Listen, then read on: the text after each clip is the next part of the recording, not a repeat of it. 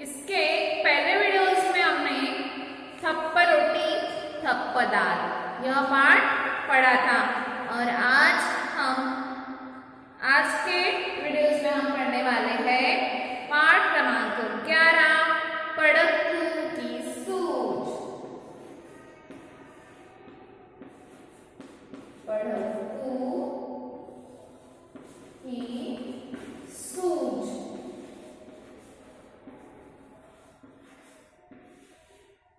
पड़क्कू की सूझ।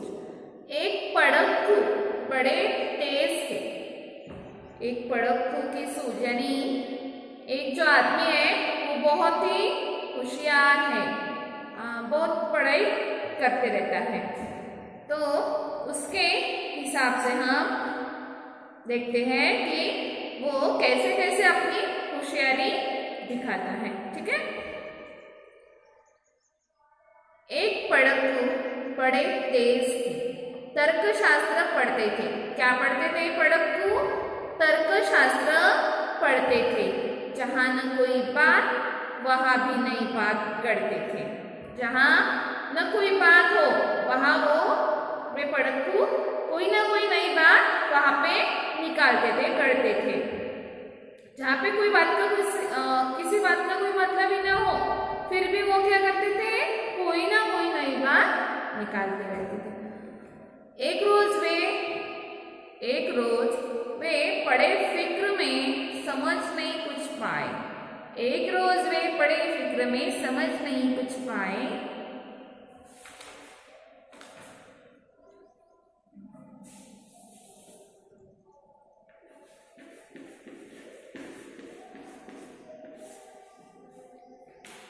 एक पड़क्कू बड़े तेज थे, तर्कशास्त्र पढ़ते थे। जहां न कोई बात वहां भी नई बात गढ़ते थे। एक रोज वे पड़े फिक्र में समझ नहीं कुछ पाए। बैल घूमता है कोल्हू में कैसे बिना चलाए। कई दिनों तक रहे सोचते मालिक बड़ा गजब है। सीखा बैल को रखा इसने निश्चय कोई ढब है। आखिर एक रोज मालिक से पूछा उसने ऐसे, अजी बिना देखे लेते तुम जान भेद यह कैसे। कोल्हू का यह बैल तुम्हारा चलता या अड़ता है। रहता हो है घूमता, खड़ा हो या पागुर करता है। मालिक ने यह कहा, अजी इसमें क्या बढ़त पड़ी है। नहीं देखते क्या गर्दन में घंटी एक पड़ी है। जब तक यह बजती रहती है मैं न फिक्र करता हूँ। हाँ जब बजती नहीं दौड़ कर तनिक पूछ धरता हूँ। कहा पड़क्कू ने सुनकर तुम रहे सदा के कोरे। बेवकूफ मंदिक की बातें समझ सकोगे थोड़े। अगर किसी दिन बैल तुम्हारा सोच समझ पड़ जाए, चले नहीं बस खड़ा खड़ा गर्दन को खूब हिलाए। चले नहीं बस खड़ा खड़ा गर्दन को खूब हिलाए। घंटी टुन टुन टुन जब घंटी टुन टुन खूब बजेगी तुम न पास आओगे। मगर बूंद भर तेल सांझ तक भी क्या तुम पाओगे। मगर बूंद भर तेल सांझ तक भी क्या तुम पाओगे। मालिक थोड़ा हंसा और बोला कि पड़क्कू जाओ। सीखा है यह ज्ञान जहाँ पर वही इसे फैलाओ। यहाँ सभी कुछ ठीक ठाक है, यह केवल माया है। बैल हमारा नहीं अभी तक मंतिक पढ़ पाया है। रामधारी सिंह दिनकर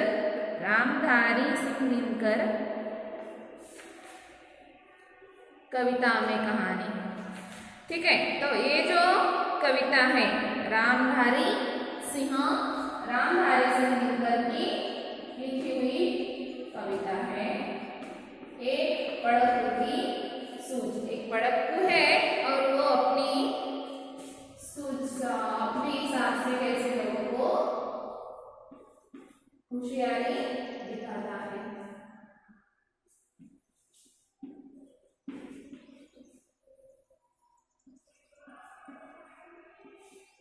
देखिए, एक पड़कू बड़े तेज थे, तर्कशास्त्र पढ़ते थे।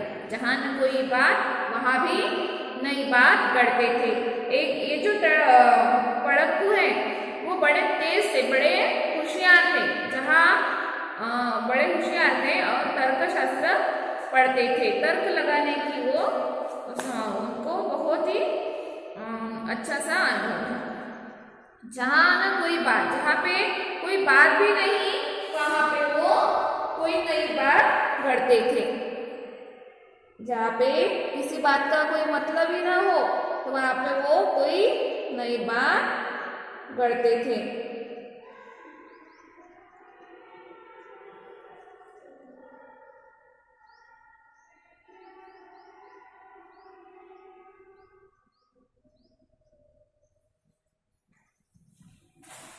क्या है कि ये जो पड़कू है, जहाँ पे कोई बात भी ना हो तो वहां एक नई बात करते थे। एक रोज वे पड़े फिक्र में समझ नहीं कुछ पाए। बैल घूमता है कोलू में, कैसे बिना चलाए। एक रोज ये जो पड़कू है वो बड़े फिक्र में पड़ गए कि उनको समझ नहीं आया कि बैल कैसे घूमता है कोलू में, कैसे बिना चलाए। कैसे घूमता है कोलू में, कैसे बिना चलाए।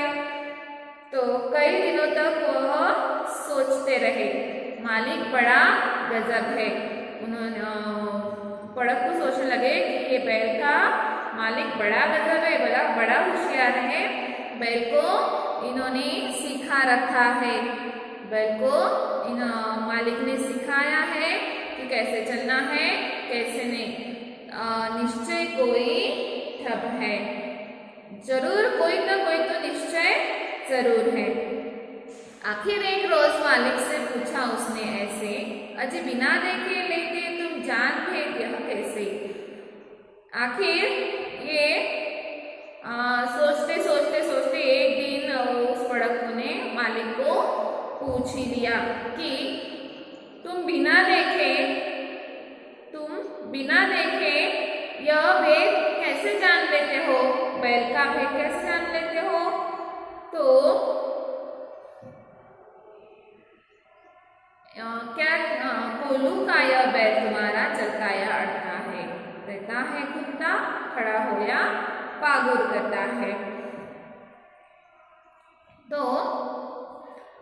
ये पड़कू बोला मालिक से कि तुम कैसे जान लेते हो कि तुम्हारा बैल चल रहा है या रुका हुआ है, अड़ता है यानी रुका हुआ है, या घूम रहा है, या खड़ा होकर पागुर कर रहा है। पागुर करने यानी वो चारा जैसे चबल चबल करते हैं ना, उसे कहते हैं। तो मालिक ने यह कहा, अजी इसमें क्या बड़ी बात है, नहीं देखते क्या गर्दन में घंटी एक पड़ी है। तो बैल कैसे पता चलता है कि चल रहा है या रुका हुआ है या घूम रहा है। तो उसके गले में जो घंटी बंधी हुई है उससे ही मालिक को पता चलता है कि बैल रुका है तो घंटी की आवाज नहीं आएगी, बैल चल रहा है तो घंटी की आवाज आएगी, है ना। इससे वो मालिक समझ जाता है। और ये पड़कू बोल रहा है कि वो मालिक बोल रहा है कि नहीं देखते क्या गर्दन में घंटी एक पड़ी है।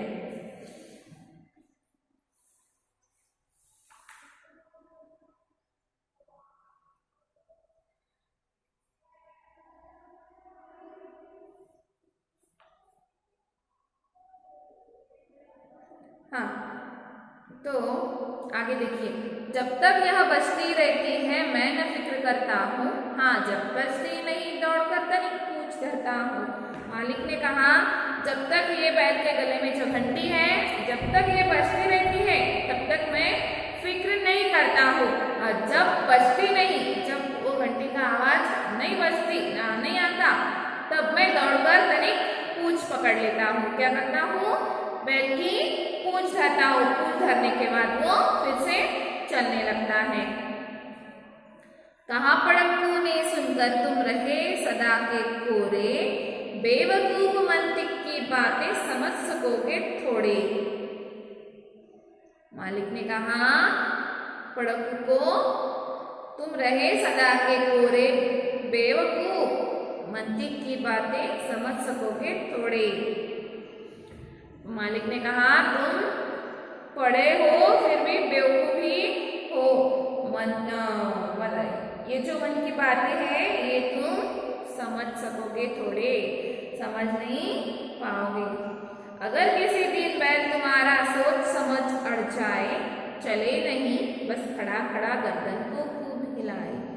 फिर से उस पड़कू ने मालिक से पूछा, अगर किसी दिन बैल तुम्हारा सोचो कि अड़ जाए, चले नहीं, खड़ा खड़ा गर्दन को खूब हिलाए, तो घंटी टन खूब बजेगी, तुम न पास आओगे, मगर बूंद भर तेल सांझ कर भी क्या तुम पाओगे। अगर तुम्हारा बैल किसी दिन रुक जाए, अड़ जाए, चले नहीं, बस खड़ा खड़ा ऐसे घंटी हिलाए और मालिक को लगे कि वो चल रहा है, घंटी टन टन खूब बजेगी, तुम न पास आओगे, मगर बूंद भर तेल सांझ तक भी क्या तुम पाओगे। अगर तुम्हारा बैल कुछ काम ही नहीं किया उसने, वो खड़ा ही रहा, खड़े खड़े उसने मुंडी हिलाई और घंटी की आवाज सुनाई, तो तुम क्या कर पाओगे। तुम तो तेल थोड़ा सा भी, बूंद भर भी तेल सांझ तक नहीं पाओगे। तो मालिक थोड़ा हंसा और बोला कि पड़कू जाओ, सीखा है यह ज्ञान जहाँ पर वही इसे फैलाओ। मालिक थोड़ा हंसा और पड़कू को बोला कि तुम यहाँ से जाओ और जहाँ से तुमने ये सब ज्ञान सीखा है वहीं पर तुम्हारा ज्ञान फैलाओ। यहाँ सभी कुछ ठीक ठाक है, यह केवल माया है, बैल हमारा नहीं अभी तक मंतिक पढ़ पाया है। यहाँ सभी ठीक ठाक है, यहाँ सब कुछ ठीक ठाक है, यह केवल माया है, बैल हमारा नहीं अभी तक मंतिक पढ़ पाया है। मालिक ने कहा कि तुम यहाँ से चले जाओ और जहाँ से तुमने ये सारी पढ़ाई की, ये ज्ञान सीखा है, वहीं पर तुम ये ज्ञान फैलाओ। और यहाँ पर सभी ठीक ठाक है, यह केवल माया है, बैल हमारा नहीं अभी तक मंतिक पढ़ पाया है। हमारा बैल अभी तक तर्कशास्त्र नहीं पढ़ पाया है, मंतिक नहीं पढ़ पाया है, तुम जाओ यहाँ से, यहाँ पर सब कुछ ठीक ठाक है, तुम्हारी यहाँ पे कोई जरूरत नहीं। ठीक है, तो आपको ये कविता कैसी लगी? पड़कू की सूझ कैसी लगी आपको ये कविता? कविता में कहानी पड़कू की सूझ, कविता में एक कहानी कही गई है, इस कहानी को तुम अपने शब्दों में लिखो। कवि की कविताएं। तीसरी कक्षा में तुमने रामधारी सिंह दिनकर की कविता मिर्च का मजा पढ़ी थी, मिर्च का मजा पढ़ी थी। अब तुमने उन्हीं की कविता पड़कू की सूझ पढ़ी, तुमने उन्हीं की कविता पड़कू की सूझ पढ़ी।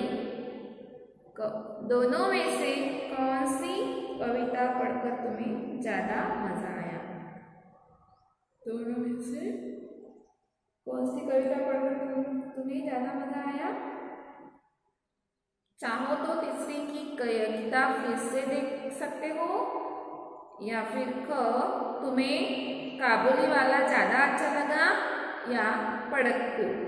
ये इनकी जो कविता है वो तीसरी को भी है मिर्च का मजा, तो उसमें से आपको इन दोनों में से कौन सी कविता अच्छी लगी वो आप बताओ। तुम्हें काबुली वाला ज्यादा अच्छा लगा या पड़कू, या कोई भी अच्छा नहीं लगा? गो अपने साथियों के साथ मिलकर एक कविता ढूंढो, कविताएं इकट्ठा करके कविता की एक किताब बनाओ। ठीक है, मेहनत के मुहावरे। कोलू का बैल ऐसे व्यक्ति को कहते हैं जो कड़ी मेहनत करता है या जिससे कड़ी मेहनत करवाई जाती है। मेहनत और कोशिश से जुड़े कुछ और मुहावरे नीचे लिखे हैं, इनका वाक्यों में इस्तेमाल करो। दिन रात एक करना, पसीना बहाना, एड़ी चोटी का जोर लगाना, इनका आपको वाक्य में उपयोग करना है। ठीक है, दिन रात मेहनत करना यानी बैल की तरह काम करना, मेहनत, खूब मेहनत करना। ठीक है, तो ये तीनों, एड़ी चोटी का जोर लगाना, ये तीनों मुहावरे हैं, इनका वाक्य में आपको उपयोग करना है। नेक्स्ट है पड़क्कू। पड़क्कू का नाम पड़क्कू क्यों पड़ा होगा? क्योंकि वो सारा दिन पढ़ते रहता होगा, इधर उधर सारी किताबें, वो उसे पढ़ाई का बहुत शौक होगा और अपनी होशियारी दिखाने की वो उसको आदत। ख, तुम कौन सा काम को मन से करना चाहते हो, उसके आधार पर अपने लिए भी पड़क्कू जैसा कोई शब्द सोचो। अपना तरीका, हाँ, जब बचती नहीं दौड़कर कहीं पूछ धरता हूँ। पूछ धरता हूँ का मतलब पूछ पकड़ लेता हूँ। नीचे लिखे वाक्यों को अपने शब्दों में लिखो। मगर बूंद भर तेल सांझ तक भी क्या तुम पाओगे?